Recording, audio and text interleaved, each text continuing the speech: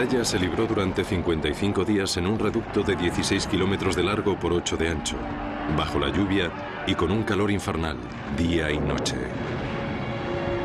El Viet Minh fue consumiendo la guarnición francesa de Dien Bien Phu desde el 13 de marzo al 7 de mayo de 1954.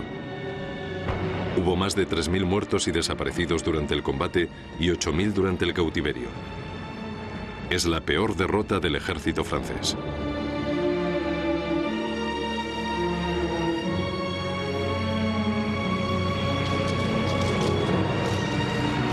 La opinión pública es voluble. No quería que la guerra continuara, pero la idea de la derrota la turbaba.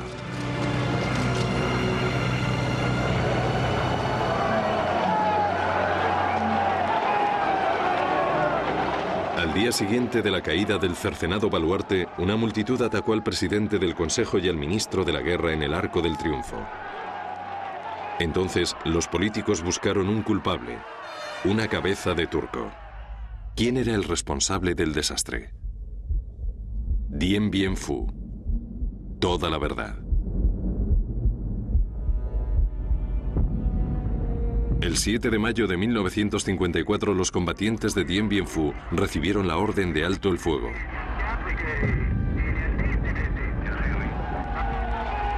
En un pico aislado, un teniente de paracaidistas espera órdenes.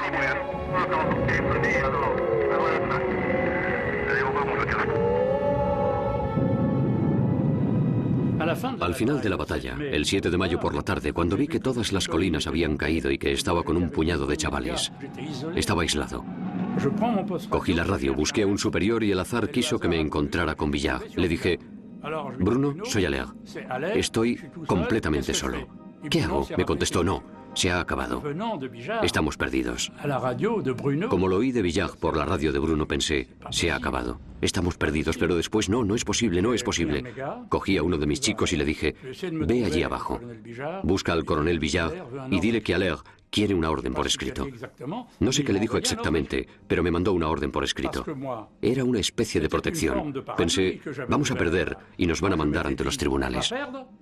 Pueden juzgarnos a todos. Hemos perdido la guerra y encima nos van a juzgar a todos y cada uno de nosotros. ¿Qué habéis hecho? ¿Por qué os habéis rendido? ¿Pero cómo os habéis rendido? Los responsables. Todo aquello se me pasó por la cabeza. Los responsables. Debes de serlo en parte porque sigues vivo. Todos somos responsables. Me puse a pensar. Tenía mi pistola y pensé: ¿por qué no te das un tiro? No podrás soportar la vergüenza. Unos meses más tarde, el 21 de abril de 1955, se inaugura una comisión de investigación. Van a tomar declaración a los comandantes, los coroneles y los generales que han combatido en Dien Bien Phu. Sin embargo, las conclusiones no se publicaron. Siguen siendo información clasificada, secreto de defensa. Es el llamado informe secreto. Ahora bien, ¿quiénes son los verdaderos responsables del desastre? ¿Los que ordenaron los combates o los que obedecieron las órdenes? Uno de los juzgados fue el general Henri Navarre, comandante en jefe en Indochina.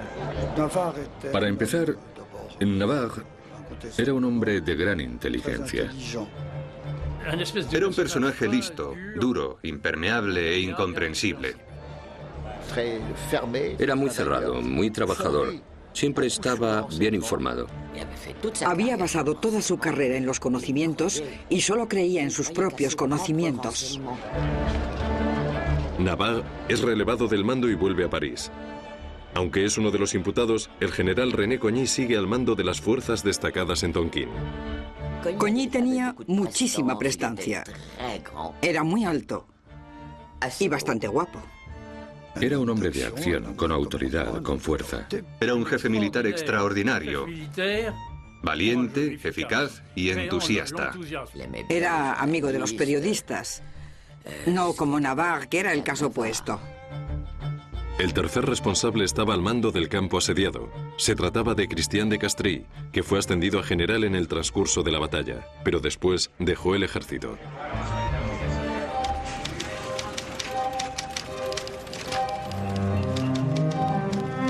En secreto, en una habitación del Ministerio de la Guerra, la comisión comienza a investigar.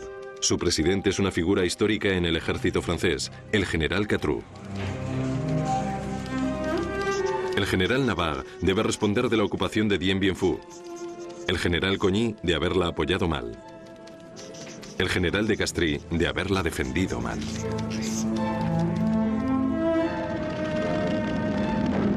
Todo comenzó la mañana del 20 de noviembre de 1953 cuando los paracaidistas ocuparon la aldea de Dien Bien Phu. Allí, en el Alto Tonkin, cerca de Laos, es donde da comienzo la tragedia. La comisión abre el informe. ¿Actuó Navarre por propia iniciativa u obedecía órdenes? El general Villard da su versión de lo acaecido. El 20 de noviembre saltamos sobre Dien Bien Phu. Yo salté dentro de las lindes de Dien Bien Phu y ya en el aire empezaron a dispararnos. Algunos murieron en el aire. Cuando llegamos al suelo estábamos rodeados de Viets. Luchamos y alrededor de las 3 de la tarde el problema estaba solucionado. Yo no quería quedarme en esa cosa porque pensaba, vamos a tener problemas. Prefería marcharme. Contrariamente a lo que se ha dicho, Dien Bien Phu no era una hondonada. Era una vasta llanura. Está claro que había alturas que dominaban el terreno. Era un valle, más que una llanura, un enorme valle. La trampa de Dien Bien Phu se cerró sobre los ocupantes. No sabíamos si íbamos a quedarnos. Nosotros, los paracaidistas, solemos ir a echar una mano, somos cabeza de puente. Pero luego, una vez que se ha tomado el objetivo, nos marchamos. ¿Por qué quedarse allí? Ahora sabemos que allí aniquilarían al ejército francés. ¿Qué consignas recibió el general en jefe? Es la primera pregunta que plantea la comisión al general Navarre. Navarre explica que el gobierno le pidió que protegiera a Laos y que al mismo tiempo intentara encontrar un final honorable a la guerra.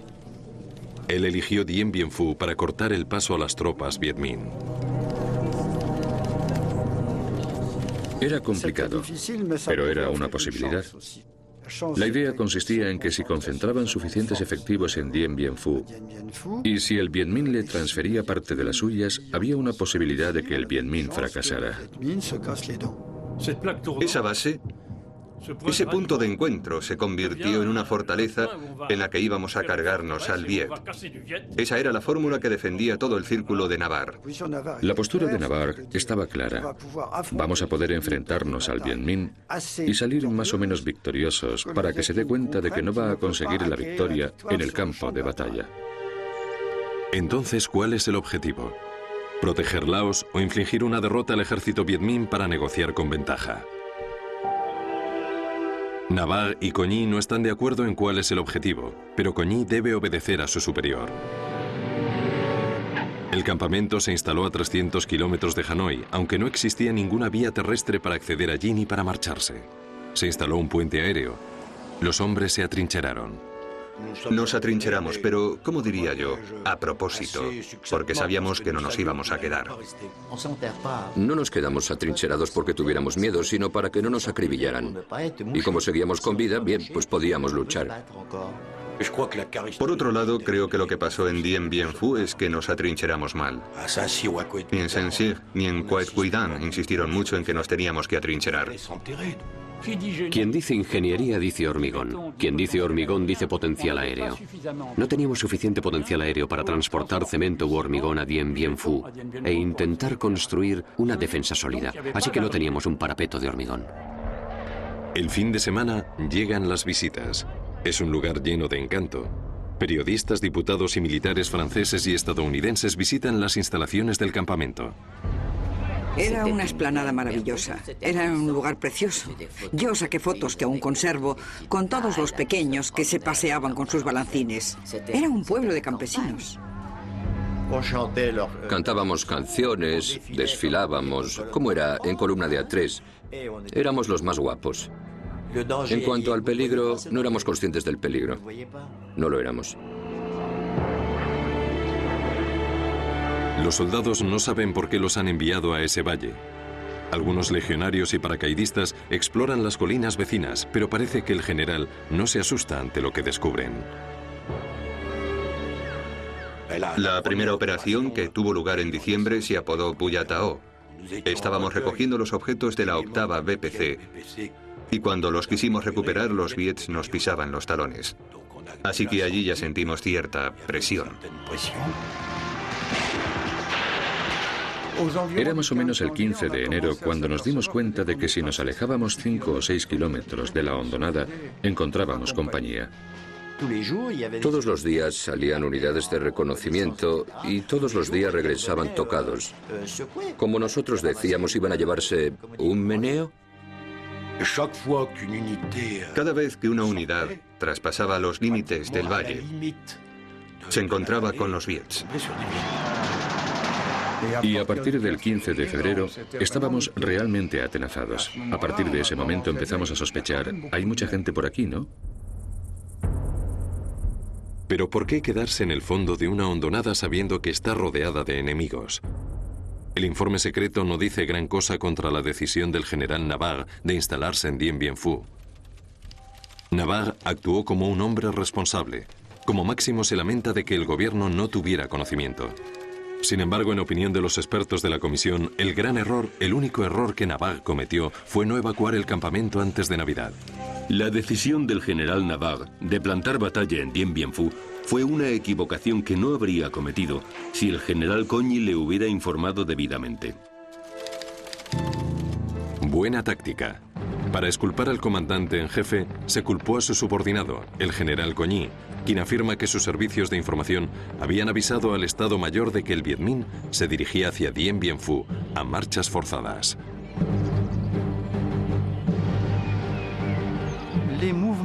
Conocíamos perfectamente los movimientos de las unidades Viet Minh que avanzaban hacia Dien Bien Phu.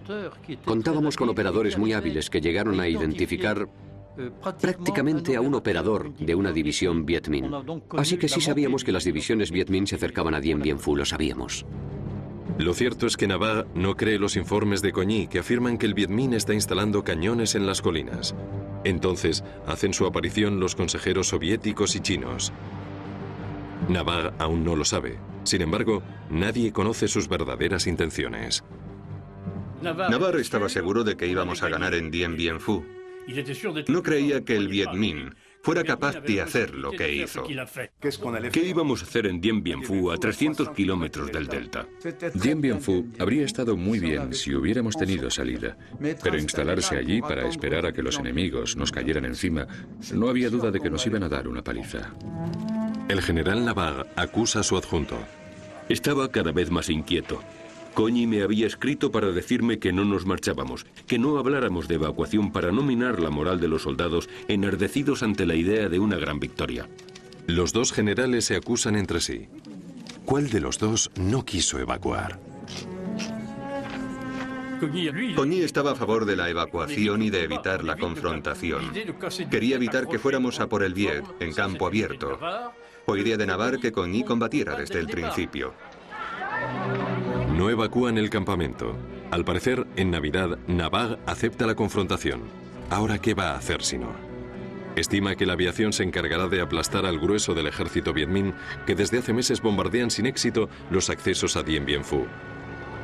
Fracasan en el intento de destruir las vías de comunicación. La aviación también declara ante la comisión.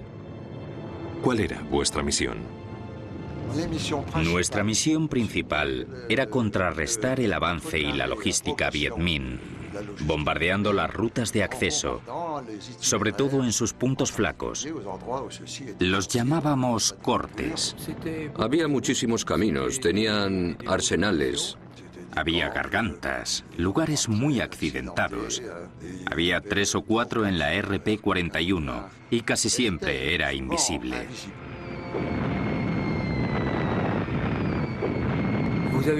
Hay una foto que se tomó después de atacar una carretera.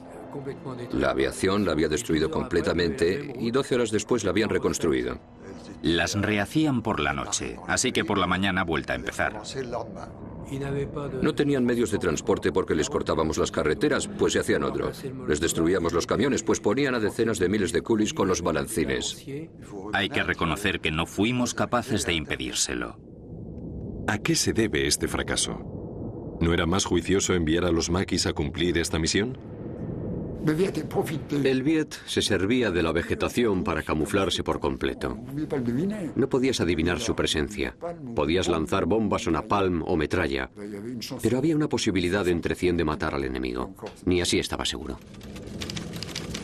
La víspera de una batalla decisiva se redactó un informe abrumador. 1.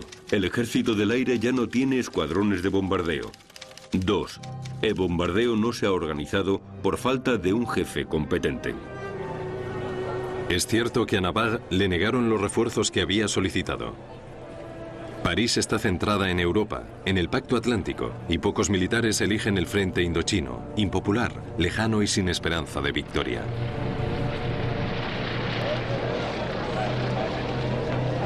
Los ministros no pierden de vista su objetivo: encontrar un final honorable a la guerra. Sin embargo, la comisión de investigación establece que ninguno de los informes redactados duda del dispositivo francés. ¿Mienten o están ciegos? Para empezar, me di cuenta de que el viaje era muy largo. Era muy largo y había mucho silencio en el avión. Como sabíamos que el déficit en aviación era tremendo, pensamos, ¿es que está muy lejos? Por fin llegamos a Dien Bien Phu. Viajé por primera vez allí con el general Coigny. Desembarcamos. Vino a recibirnos el coronel de Castres y nos dirigimos a su puesto de mando. Allí celebramos una reunión sobre el estado de la defensa de Dien Bien Phu, en el que aún se vislumbraba confianza. Hice algunos comentarios sobre el ambiente que se respiraba. Me pareció optimista. Demasiado optimista. Dujon dijo, con bastante buen criterio, acabamos de aterrizar sobre esa pista, pero si el Viet bombardea las pistas, porque las pistas de aterrizaje son muy vulnerables. Y Pirot dijo, ya lo sé. Si supiera desde dónde disparan los enemigos, usaría la contrabatería, pero... Llegué e hice mis observaciones a Coigny, quien respondió, por supuesto, ¿no debe uno aterrizar en esta plaza fuerte? Entonces le dije, explique eso con la misma claridad y honestidad al ministro Jacquet. Y cuando vengan Pleven y Chevigny, haga lo mismo, y dígalo también ante Navarre. Cuando Pleven visita Dien Bien Phu, no se decide entre las opiniones de ambos. El informe secreto deplora sus declaraciones y afirma que la situación en Dien Bien Phu era buena y que en su opinión el Viet Minh no estaba en situación de conseguir victorias decisivas. La visita de los políticos a Dien Bien Phu concluye. La postura de Navarre se refuerza. Después, al final del día, cuando terminó la visita, recuerdo que me quedé al lado de Navarre mientras esperaba a que Dujon llegara para ir al avión. Y ese hombre me emocionó de verdad, porque me agarró con total familiaridad de los hombros y me dijo, bien, amigo, si perdemos aquí, no será suerte. El alto mando pensó que nosotros, y no el Viet Minh, éramos los fuertes. Sabíamos que tenían cañones, pero ¿sabrían utilizarlos? Y aunque supieran, ¿tenían munición? Con planteamientos como estos, subestimando al enemigo, hasta casi despreciarlo, estuvimos hasta el 13 de marzo, fecha en que íbamos a ganar la batalla de Dien Bien Phu. Y los soldados que estaban en el campamento hasta decían, ojalá nos ataquen. Bautizaron las colinas con nombres de mujer: Eliane, Huguette, Dominique, Isabelle. Beatrice y Gabriel son las que protegen la pista de aviación. Serán los primeros puntos estratégicos que destruyan. Hacía 24 horas que no quedaba ni un civil en la hondonada. Los únicos que no se marcharon con los Viet guerrilleros tailandeses, aunque no eran de fiar. En fin, nuestros prisioneros nos decían, esto no es bueno. Después, a lo largo del día 13, nos dijeron, será esta tarde. El objetivo era Beatrice. Nosotros no teníamos miedo porque Beatriz la protegía un batallón de la Legión extranjera, la tercera semibrigada de la Legión extranjera.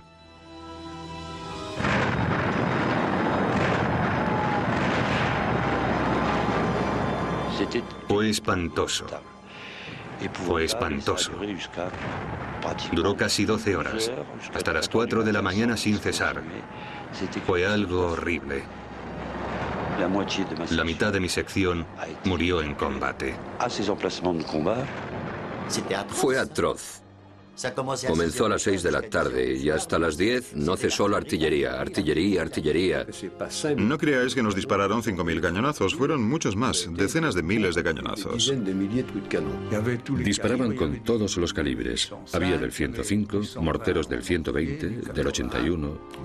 Nos quedamos estupefactos. Estupefactos. Sí. Sí. Nadie habría pensado que acabarían con el tercer batallón en 5 horas. General de Castres, ¿no pudo mandar refuerzos a Beatriz en el transcurso del combate? No nos dimos cuenta. Desde fuera pareció hasta el final que Beatriz resistía. Además, si mandaba refuerzos, me quedaría sin ninguna reserva. Al día siguiente quise contraatacar con la aviación, pero dado el tiempo que hacía, no hubo manera. La tarde del primer día cayó un punto estratégico, Beatriz. Tras los primeros 5 minutos tenía a todos los hombres de un pelotón de piezas muertos o desaparecidos y otra pieza fuera de combate. Y alrededor de la medianoche nos dimos cuenta de que estábamos perdidos, que el puesto estaba completamente destrozado. ¿Cuántos metros cúbicos cayeron sobre una superficie tan pequeña? No es posible. Cuando veíamos nuestros refugios, pensábamos que no había ningún refugio capaz de soportar el fuego y casi todos estaban abiertos al este, donde estaban los Wiets. Me pareció delirante. 2 días más tarde, el responsable de artillería se suicida en su barracón. Navarre y Coigny, ambos artilleros, jamás habían dudado de la eficacia del dispositivo francés. General de Castres, ¿su artillero Pigot tenía mucha confianza? No solo tenía confianza, sino que en ningún momento me dijo no va a salir bien. Nunca habíamos visto un cañón del 105. Sabíamos que existían porque veíamos los destellos, pero jamás los habíamos visto. Los cañones estaban metidos en agujeros y cuando decidían disparar los sacaban y los colocaban sobre una especie de plataforma, una terraza por así decirlo. Disparaban las veces necesarias y los volvían a meter. Era imposible verlos.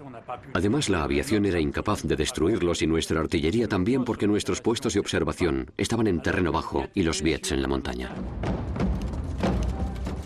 El general de Castries expone a todos los artilleros el gran error que supone haber subestimado las posibilidades que el terreno ofrecía a los enemigos y haber creído que su artillería era superior. El día 13, por la tarde, había 200 o 250 heridos en la puerta, porque al principio solo teníamos 30 sitios para meterlos. La mayor parte de los combatientes de Indochina jamás habían oído caer un obús del 105. La brutal caída de Beatriz, el diluvio de obuses, un batallón de la Legión perdido en una noche. Todos estábamos muertos de miedo. De repente la guerra había cambiado de carácter. Las consecuencias morales fueron desastrosas.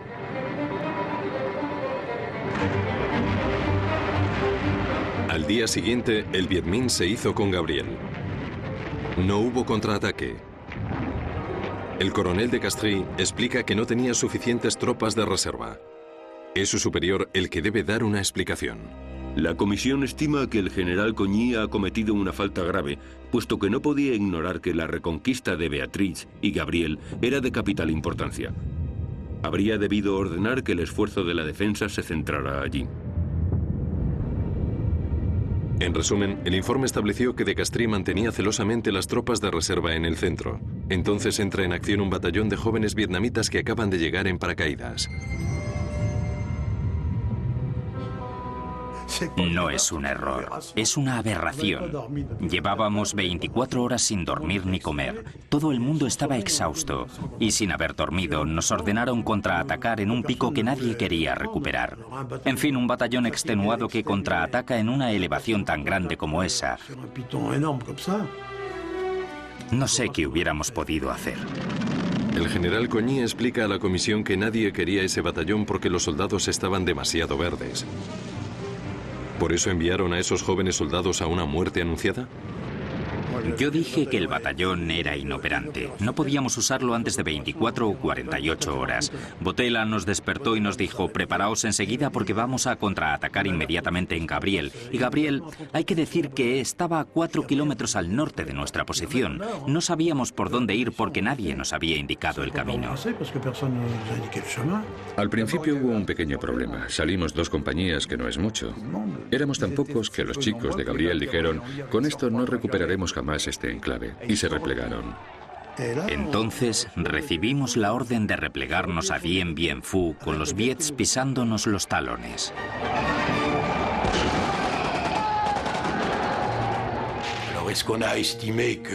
Entonces estimaron que las pérdidas eran tales que era mejor no lanzar un contraataque.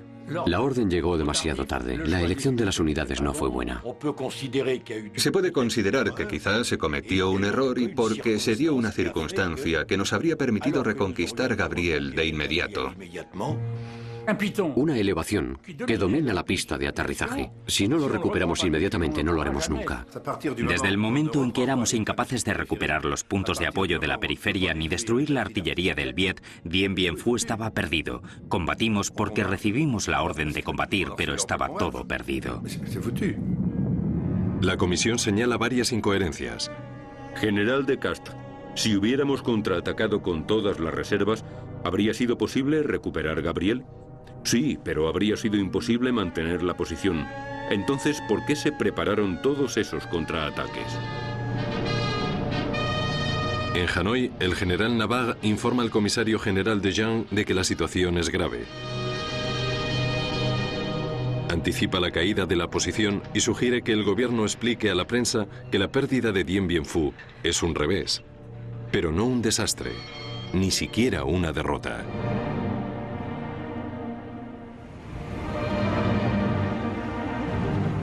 En Indochina faltan soldados, en la posición faltan combatientes. Hanoi duda sobre el envío de refuerzos, pero al final, Coñi decide enviar al as que se guardaba en la manga, el batallón Villard. Coñi me citó la víspera y me dijo: Villard, mañana tenéis que saltar en Dien Bien Phu. Las cosas van muy mal. Eran paracaidistas que llevaban allí 2 años, que habían participado en el repliegue de Toulé, que habían saltado sobre Lanson, que habían estado en todas partes. Eran profesionales. Cada uno preparó su unidad. Yo preparé a mi sección. Les dije: chicos, nos vamos a Dien Bien Phu mañana por la mañana y no sé cómo vamos a volver. Así que saltamos sobre Isabel. Fue a última hora de la mañana o a primera de la tarde. Recuerdo que hacía mucho calor. Fuimos saltando a lo largo del día, porque la defensa antiaérea Viet era muy potente y nos habíamos lanzado a 6 kilómetros al sur de Dien Bien Phu, es decir, en Isabel. Enseguida envían al batallón Villard a contraatacar para destruir los cañones enemigos. Había allí un batallón Viet que disparaba a nuestros aviones. Entonces, De Castro me dijo: usa los medios necesarios. Y tras una maniobra con el apoyo de la artillería, etc., con todo bien preparado, partimos al asalto. Duró todo el día, un día de combates muy duros. Creo que tuvimos unos 90 muertos y desaparecidos. Pero creo que los Viets tuvieron 6 u 800 bajas. Hasta les quitamos el armamento. Después esperamos noticias de Hanoi y Hanoi dijo: pensábamos que Dien Bien Phu estaba perdido, pero Villard acaba de llegar y las cosas están cambiando. La valerosa actuación de los soldados no disimula los fallos de los mandos. El informe da fe de ello. El estudio de la batalla demuestra que la pérdida de Beatriz y Gabriel tuvo como consecuencia que el baluarte perdiera la pista de aterrizaje. El 28 de mayo aterriza en Dien Bien Phu el último avión. Geneviève de Gallard viaja a bordo. Aquella noche hacía muy mal tiempo. La noche era muy oscura. El piloto hizo 2 intentos, pero apenas veía la pista. Consiguió aterrizar al 3er intento. Notamos que habíamos chocado. El depósito de aceite había reventado. No podíamos marcharnos. Entonces hubo que descargar a los heridos. El final de la pista estaba en manos de los Viets, así que era imposible que otro avión aterrizara. Los heridos llenan los quirófanos. Los muertos no reciben sepultura.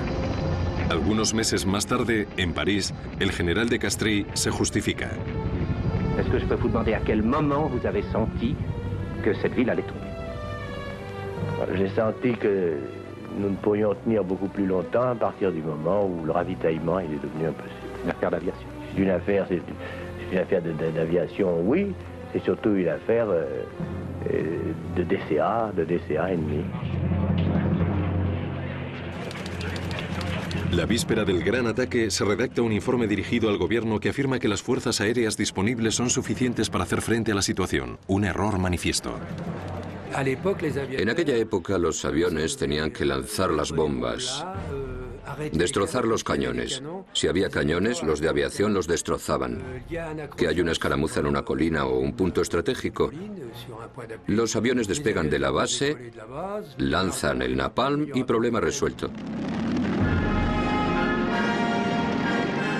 Durante todo el ataque, los aviones sin radar que los guíe bajo el fuego constante de las baterías antiaéreas enemigas no tienen más que unos minutos de autonomía para lanzar bombas y napalm.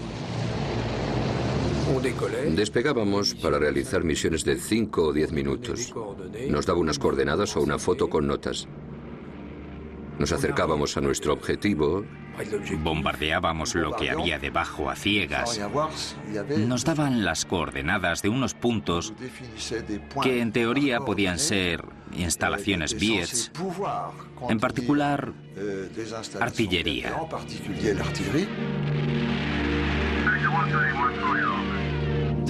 Cuando una batería disparaba, nos lanzábamos sobre ella. En ese momento las veíamos muy bien.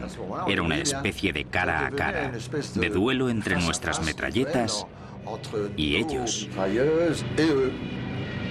Bombardeábamos las tropas Viets que atacaban, pero como atacaban de noche, por eso atacaban de noche, porque la aviación no podía intervenir. Solo teníamos la artillería.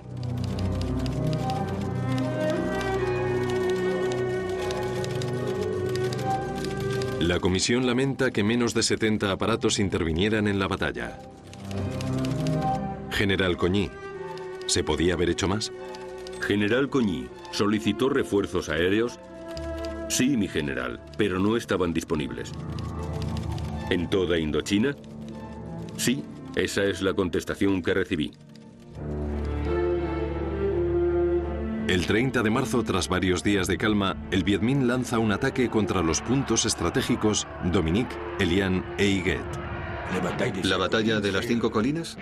Fue el principio del asalto. Yo diría que fue el principio del ataque final Viet. Es probable que los Viet tuvieran la intención de tomar el control de todas las colinas aquel día, es decir, de Elian a Dominique.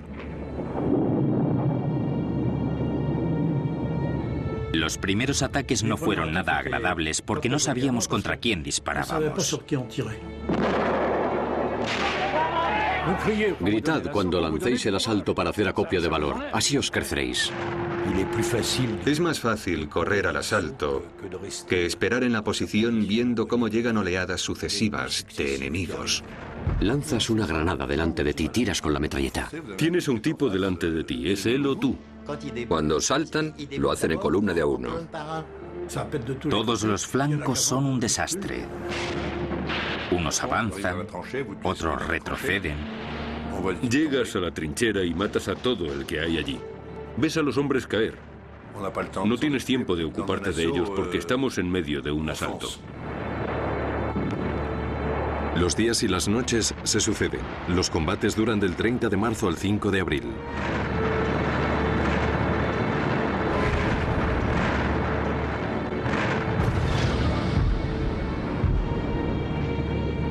Cuando estás en un puesto de avanzada, a la defensiva y los enemigos te quieren echar de allí, ganará quien tenga menos pérdidas y resista mejor. Miras, intentas descubrir quiénes son los que avanzan para intentar no dejarte ver demasiado.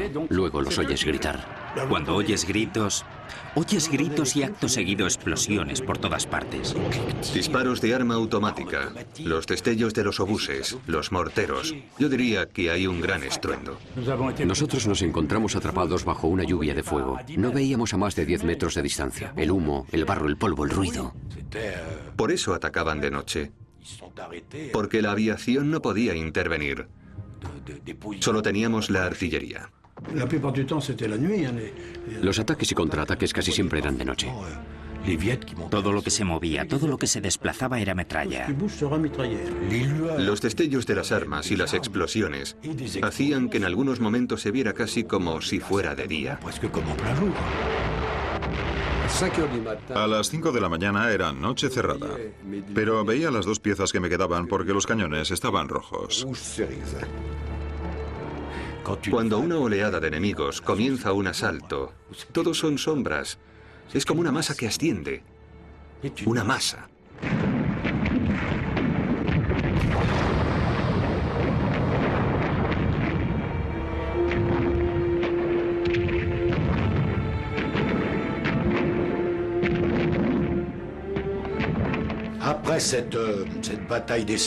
Durante la batalla de las 5 colinas, algunos de nosotros pensamos que era la última vez que combatíamos. El informe de Catroux es frío, técnico y lleno de cinismo. Dice: la batalla ha procurado la gloria de los combatientes del campamento atrincherado, aunque haya sido necesaria la destrucción de 17 batallones. Claro que olía a muerte. Había muertos por todas partes. Las trincheras estaban llenas de cadáveres. Las colinas Helene estaban cubiertas de muertos. Literalmente cubiertas de muertos.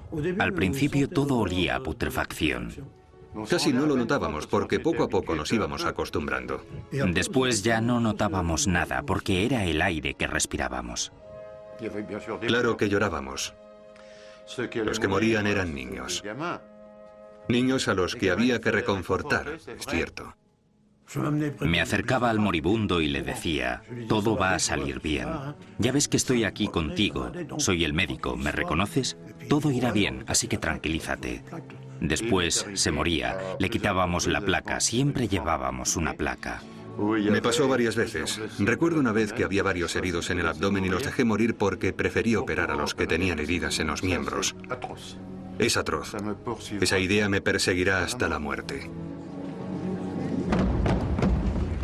Repito formalmente que no estaba de acuerdo con la opinión del general Naval, pero acepté su decisión estratégica. Coigny se dio cuenta de que había puesto a los miembros de la comisión en su contra al poner en tela de juicio a su superior jerárquico. En el ejército eso no se hace. Su contestación fue muy severa. El general Coigny tendría que haber viajado a Dien Bien Phu para reconfortar con su presencia a la quebrantada guarnición. Se le reprocha no haberse metido lo suficiente en la batalla. ¿Entonces? ¿Debía dimitir? Uno no abandona el mando mientras sus hombres combaten. Sé hasta qué punto se esforzó Coigny para que los políticos y Navarre comprendieran. Pero en el ejército siempre es difícil. Se respeta la jerarquía. Tenía ganas de ser nombrado general en jefe. Sin duda sí. No decía cosas desagradables sobre Navarre, pero las dejaba caer. En fin, las dejaba entrever. Coigny me escribió un día diciéndome: le he dicho al general en jefe que no podía seguir sirviendo a sus órdenes. Puedo usar esta información cuando hable con su ministro. Ese día el papel del gobierno consistía en decidir, pero no lo hizo. Durante el verano de 1955, la comisión de investigación se ensañó con el general Coigny. Una audición tras otra, informes, explicaciones, preguntas complementarias. Todo el mundo estaba tan convencido de que si perdíamos la pista de aterrizaje, Dien Bien Phu estaba condenado. Claro que sí. Entonces, si no había ninguna esperanza de recuperar los puestos de vanguardia, ¿por qué hemos seguido enviando paracaidistas? La misión consistía en resistir. ¿Cuánto esperaba que resistiéramos? El 10 de abril salta la segunda legión de paracaidistas. Todo el mundo sabía que estábamos perdidos. Es decir, en Hanoi los periódicos decían que habíamos fracasado, que la caída de Dien Bien Phu era cuestión de horas. No nos ocultaron nada. Cuando nos marchamos, los jefes de sección y los comandantes de compañía les dijeron a los chicos: chicos, vamos allí porque hay compañeros en peligro y vais a ayudarles. Los chicos no se iban pensando: volveremos con una medalla, sino que pensaban: volveremos con la Cruz Roja. Saltamos de noche sobre un terreno desconocido. Había explosiones por todas partes. Además, había tanto ruido que te quedabas sordo. Te impresiona terriblemente ver el movimiento del suelo. Sombras, penumbra, claros. Veías una especie de camión, un coche destrozado. Es fantasmagórico. No obstante, mientras estás saltando no eres plenamente consciente de todo eso. Llevas todo tu material, llevas el casco. Y cuando llegas al suelo ya no oyes nada, estás completamente cao. El lanzamiento de un nuevo batallón de paracaidistas demostraba que no estábamos dispuestos a rendirnos. Por eso teníamos esperanza. Nos decíamos, después de todo, si nos mandan refuerzos es que conseguiremos aguantar, si no, no lo harían. Entre los que saltaron, había muchos que sabían, que eran conscientes de que todo estaba perdido. Pero se decían, si nuestros jóvenes compañeros deben morir, queremos morir con ellos. Días después, llega la estación de las lluvias. Vivíamos permanentemente rodeados de montones de cadáveres. Había cadáveres de vietnamitas apilados delante de las posiciones a modo de muralla. Todo eso junto con las moscas, las ratas, en fin, todos los horrores imaginables. La vida en el interior de los blocaos era espantosa. Muchas veces se inundaban, por no mencionar las ratas que paseaban por delante de nuestras narices, mientras caían obuses sobre los tejados, sobre nuestras propias heridas. Estábamos realmente sucios. La tierra se convirtió en barro, un barro líquido que se metía por todas partes. Por todas partes. A veces el barro nos llegaba hasta la rodilla. En los refugios también había barro. Nunca estábamos secos. Nos llovía encima. Los refugios se derrumbaban encima de los heridos. Era terrorífico. Había fiambres. Tirábamos los fiambres, los de los Viets. Si eran de los nuestros, los recuperábamos. Después, claro está, llegaron las moscas y las larvas. Los paquetes que tiran en paracaídas caen en las líneas enemigas. En los puestos de avanzada teníamos raciones normales, luego medias raciones, después raciones de emergencia y por último lo que llamábamos raciones de miseria. A mis legionarios nunca les faltó la comida. Hasta cuando de Castro me dijo que solo se daría una ración cada 2 días. Le contesté, si hace falta robarlas, mi coronel, las robaré. En Iguet 7, la situación es demasiado peligrosa. El capitán Bissart y su sección no pueden ser rehabituallados. El día 17, el coronel de Casta decidió abandonar Iguet. Aprovechando la semioscuridad del día y el factor sorpresa, nos arrastramos lo máximo posible a las trincheras Viets y las asaltamos. Mientras tengamos armas, no hay razón para rendirse. Nos dijeron que disparásemos en el momento en que Bissart salía con los suyos del puesto de avanzada para asaltar a los Viets. Entonces, con la artillería francesa que les cortaba el paso y la artillería Viet que disparaba a ciegas, tomamos la trinchera Viet que nos aislaba de Dien Bien Phu y pudimos volver a unirnos con ellos. Por desgracia, el coste del asalto fue muy alto porque tuvimos muchas bajas. De 200 y pico hombres pasamos a un centenar. El comandante de la compañía de legión falleció. 100 muertos. 100 muertos y desaparecidos en el contraataque.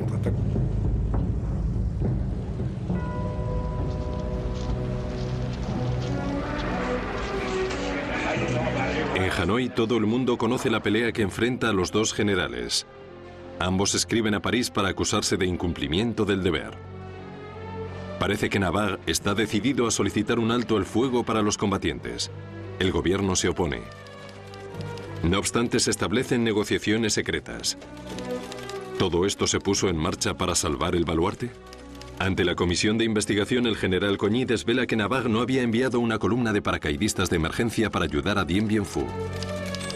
El 22 de abril insistí al general Navarre para que tomara una decisión respecto a la Operación Cóndor, pero no se decidió hasta el día 27. El 30 de abril, el capitán Sassy y sus hombres se ponen en marcha. Esperan que el general Navarre les dé luz verde. Yo quería ver al general para proponerle mi idea. Creo que el mando no la tuvo en cuenta, ni siquiera la consideró, ni se la tomó en serio.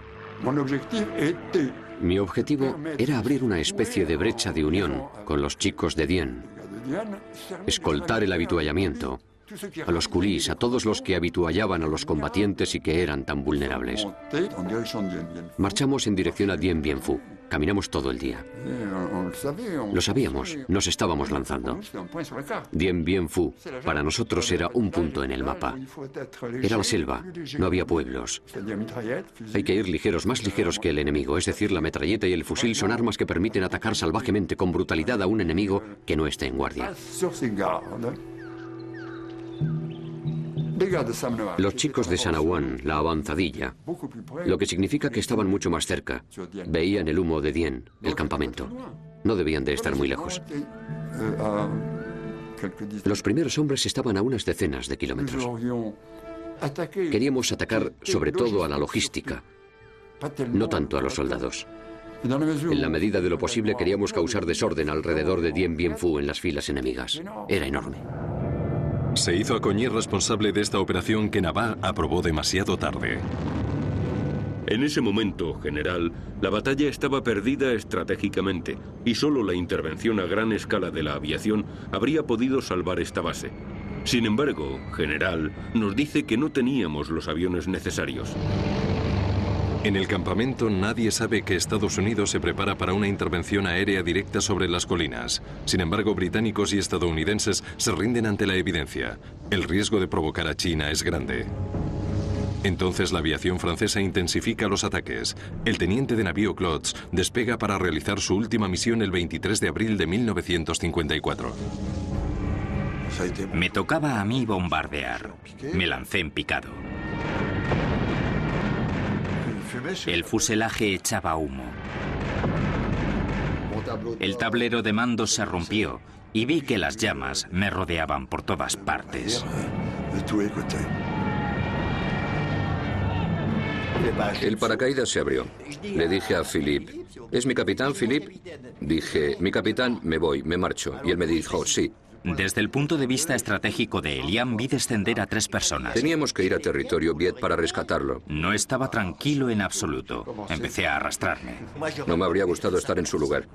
Pero ellos no tenían ningún miedo. Seguramente no pensaban que había unos chavales en Elian que iban a bajar a buscarlo. Klotz queda entonces asignado al puesto de mando del general de Castries.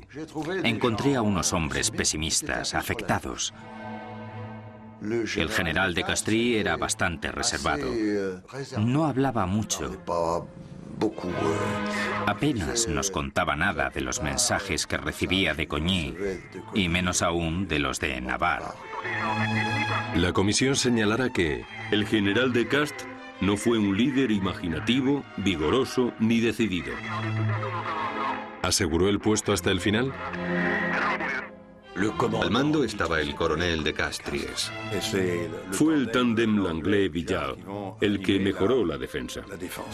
Allí, en Dien Bien Phu, estaban los efectivos de una división. Bien, solo hacía falta enviar a un general de división o un general de brigada, pero no se tiraron del avión. El 14 de abril, el coronel de Castries asciende a general. Tiran en paracaídas sus estrellas, pero caen fuera del perímetro del baluarte. Este final anunciado comienza a apasionar a la opinión pública. Nos sentíamos solidarios. Su supervivencia dependía de lo que nosotros hiciéramos. Recuerdo un día que no podíamos seguir habituallando porque no nos quedaban paracaídas. ¿Se dan cuenta del efecto psicológico que esto puede tener? No nos quedaban paracaídas. Una parte de nuestros paracaídas cayeron en el exterior y los veíamos. Recuerdo muy bien que algunos de mis hombres vinieron y me dijeron, mi teniente, tampoco hay que exagerar. Casi no tenemos municiones ni víveres y encima les mandamos de todo a los Viets. Les habíamos contado un cuento, les habíamos dicho, sí, hemos sido muy listos, porque entre las cosas que les hemos enviado hay municiones trucadas. Cuando las usen sus armas explotarán. Hicieron falta 55 días de combates para que un gobierno dividido aceptara entablar las negociaciones que quería entablar desde hacía meses. En Francia la presión política era muy grande. La guerra de Indochina era muy impopular. Se pensaba que era una guerra sucia. Mientras los hombres mueren, mientras los soldados caen por todas partes, pero especialmente en Dien Bien Phu, en París están pensando que habría que organizar una reunión. La negociación parecía una vía de salida. La cuestión es que cuando sales hay que salir bien. Y necesitábamos saber si saldríamos bien o no de la negociación. Resistir. Resistir hasta la inauguración de la conferencia de Ginebra para nada. Sin embargo, todos los días se presentan voluntarios para saltar sobre el campamento. Los lanzamientos tenían lugar de noche sobre el punto estratégico del propio Dien Bien Phu. Así que algunos llegaban a territorio Viet, otros caían en medio de las alambradas y otros sobre los refugios. Y de milagro, porque los chicos no eran especialistas, sino voluntarios. Hubo pocas víctimas. Llegaban de noche y salían airosos. Nunca saltaban. Les decíamos, tienes paracaídas, lánzate. Si no sale bien, haces otra cosa. De repente la portezuela se abría, allí en un campo de batalla, y saltaban. Caían sobre las alambradas, era algo impresionante. Fueron bajas, pero ¿sirvieron de algo? No servía de nada. No servía, no. Os digo que no podía servir de nada. En mi opinión fue un crimen. El último día nos dijeron, ya veréis, y claro que vimos. Fue la chapuza número 1. Fue terrible. Creo que todos resultaron muertos o heridos, o acabaron prisioneros. Quedaron 58 capaces de presentar batalla. Un día tuve 136 muertos y heridos en 24 horas. Vi delante de mí a chavales de 1,80 m. En serio, lo cogías así, le empujabas y se caía. Está débil, aún tiene los ojos abiertos. Te mira, no tiene reflejos. Y de golpe y porrazo esos chavales, esos jóvenes guapos, tenían pinta de un viejo de 70. Era atroz. Era como si estuvieran muertos en vida. No tenían ni una herida, ¿qué va? Es lo que allí llamábamos muerte sin causa. El informe no menciona nada sobre la vida y la muerte de los soldados.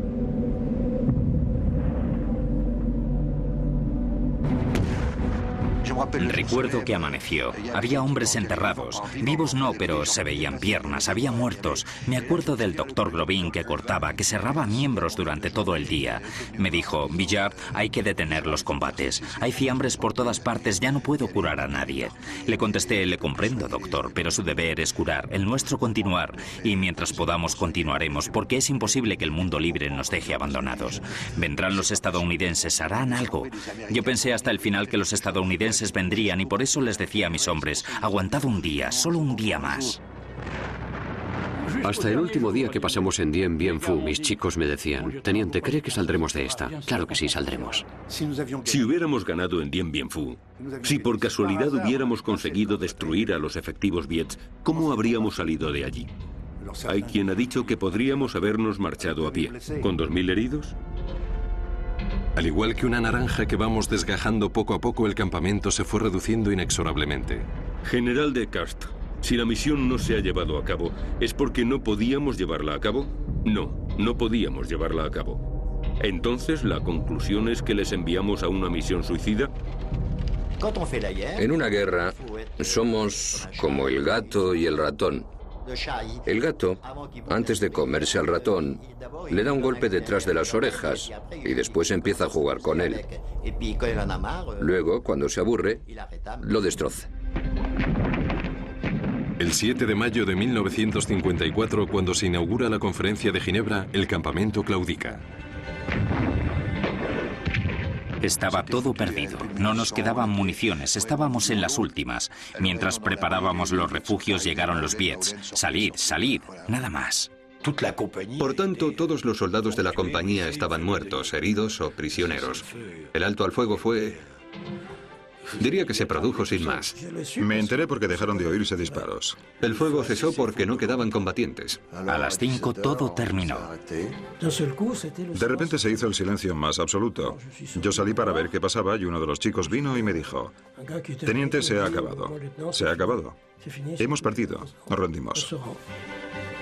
Y poco después, pasó una media hora. Vi llegar el primer Viet a la entrada del puesto de mando. Vi que un Viet llegaba y me amenazaba con su metralleta. Me decía que saliera. Así que salí. Salí. Había decidido no salir con los brazos en alto. No levanté los brazos. Fue un alivio pensar que ya no era responsable de nada. Fui un poco cobarde.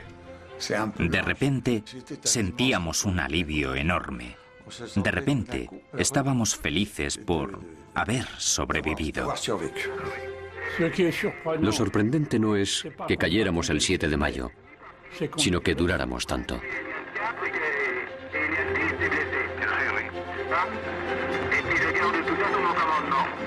El gobierno de Laniel perdió el poder a causa de lo sucedido en Indochina. Pierre Mendès France se encargó de las negociaciones. El 3 de diciembre de 1955 la comisión concluyó sus investigaciones y dio a conocer las conclusiones. Estableció las responsabilidades de todos los implicados y los sancionó. El general de Castries es acusado de falta de iniciativa y de no haberse percatado de las omisiones de su superior, el general Cogny. Dejó el ejército tras la batalla de Dien Bien Phu y no volvió a hablar del tema. La comisión tilda al general Cogny de egocéntrico y hombre de carácter débil. El general Cogny ha puesto en duda la estrategia del general Navarre.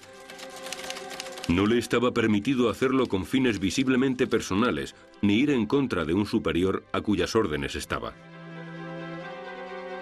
El general Cogny es por lo tanto culpable de haber desaprobado a un superior, por eso la comisión es muy severa con él.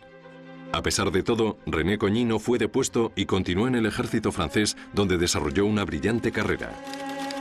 En cuanto al general Navarre, la comisión estima con benevolencia que ya tuvo suficiente castigo con ser alejado de Indochina.